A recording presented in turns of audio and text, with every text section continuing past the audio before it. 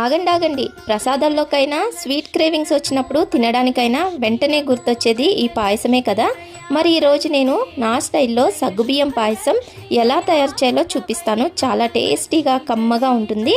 ముందుగా స్టవ్ మీద ఒక ప్యాన్ పెట్టుకొని 1 టీ స్పూన్ నెయ్యి వేసుకొని అందులోకి 1 కప్పు సేమియా వేసుకొని ఇలా ఎర్రగా వేయించుకొని పక్కన పెట్టుకోవాలి.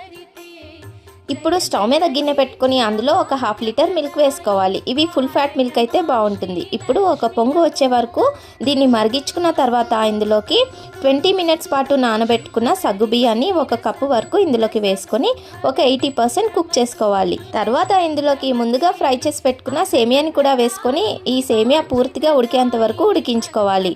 ఇవి రెండు కూడా బాగా ఉడికిపోయాక ఇందులోకి ఇప్పుడు 1 కప్పు షుగర్ వేసుకుందాం.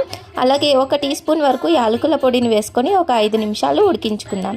తర్వాత దీనిని పక్కన పెట్టేసుకొని స్టవ్ మీద పాన్ పెట్టుకొని 1 టీ స్పూన్ నెయ్యి వేసుకొని మనకి నచ్చిన డ్రై ఫ్రూట్స్ వేసుకొని ఇలా ఫ్రై చేసుకొని ఇందులోకి వేసేసుకుంటే కమ్మగా ఉండే సగ్గుబియ్యం పాయసం రెడీ అండి. పిల్లల దగ్గర నుంచి పెద్దవాళ్ళ వరకు చాలా ఇష్టంగా తినే ఈ సగ్గుబియ్యం పాయసం నా స్టైల్లో ఒకసారి ట్రై చేసి చూడండి. వీడియో నచ్చితే లైక్ చేయండి. Thank you.